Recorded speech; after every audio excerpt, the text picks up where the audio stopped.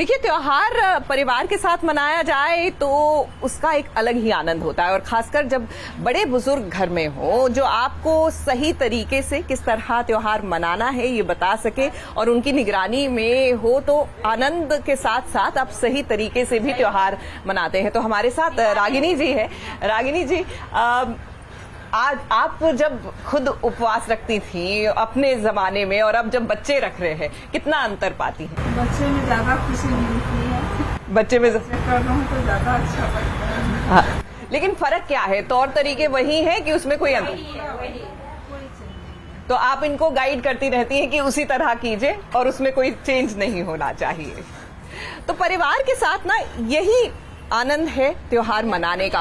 और चाहे आप कहीं पे भी काम कर रहे हो, दूर हो, छुट्टी लेकर त्योहार पर घर जरूर आना चाहिए। नहीं तो वक्त के साथ साथ हमारी आदतें बदल जाती हैं और कहीं ना कहीं हमारी संस्कृति जो है वो ऐसे ही लुप्त होती है। यही वजह है कि छठ पर बहुत ध्यान दिया जाता है कि सब कुछ बिल्कुल परंपरा अनुसार हो। इसी के साथ आपको सरू के पास लिए चलते हैं, देखते हैं वहां पर क्या हो रहा है। क्यों धोखा दिया? क्यों झूठ बोला? मैं क्यों क्यों क्यों मैं क्यों?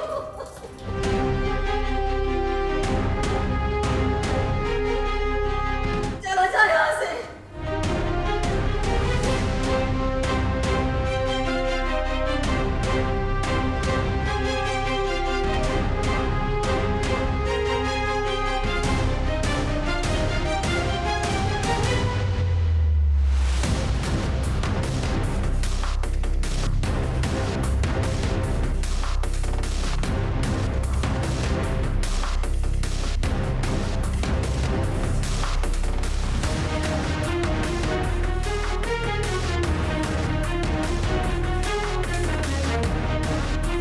जो रिश्ते झूठ की नींव पर बनते हैं वो एक न एक दिन ताश के पत्ते की तरह बिखर ही जाते हैं, जैसे वेद और सरू का। हालांकि इसमें सरू और वेद की कोई गलती नहीं है, मगर जो बात वेद की माँ तारा को पहले पता होनी चाहिए थी वो गृह प्रवेश के दिन मालूम पड़ती है कि सरू चंद्रकांत की बेटी नहीं है। इसलिए तो वेद चुपचाप अपनी माँ से मार खा रहा है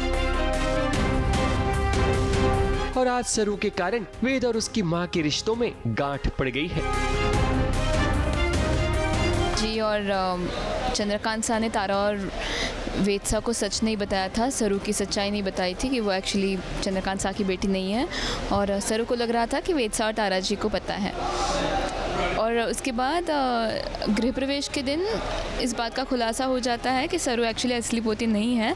तब तारा जी बहुत गुस्सा है और वेद भी बहुत ज़्यादा गुस्सा है सरू से कि तुमने मुझसे झूठ क्यों बोला, मैं तो तुम्हें वैसे भी एक्सेप्ट करने के लिए तैयार था।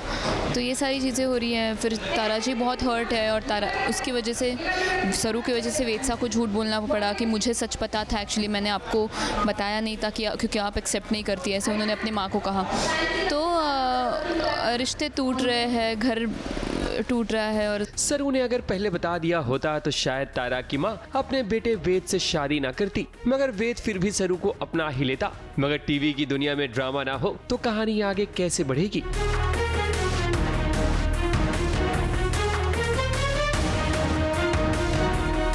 एक तरफ वेद की माँ परेशान है तो दूसरी तरफ अनिका ने अपने पिता चंद्रकांत को परेशान कर रखा है और दादी को तो घर से निकालने का मन भी बना लिया है।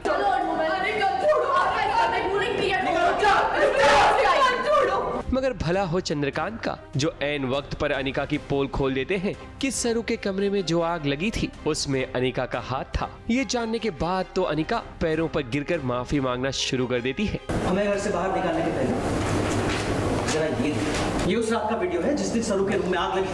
मैंने जो कुछ भी किया बहुत गलत किया। I'm really very sorry dad. Please मुझे माफ कर दीजिए डैड। प्लीज मुझे जेल मत भेजिए डैड। प्लीज मुझे जेल मत भेजिए। मैं जेल में नहीं रह सकती डैड। प्लीज एक बार डैड को कहिए ना। मैं ऐसा फिर कभी नहीं करूँगी डैड। मुझे बहुत पछतावा है डैड। प्लीज मुझे माफ कर दीजिए। प्लीज मुझे जेल मत भेजिए। प्लीज डैड प्लीज मैं क्यों प्लीज। अनिका जैसी बेटी हो तो दुश्मनों की जरूरत ही नहीं। खैर, अनिका को 1000 बार माफ कर दिया जाए पर ये गिरगिट की तरह अपना रंग जरूर बदलेगी। मुंबई से कैमरामैन अनूप रस्तोगी के साथ एबीपी न्यूज रिपोर्ट। आप जो करेंगे वो करूँगी, कुछ भी करूँगी, बट प्लीज जेल नहीं।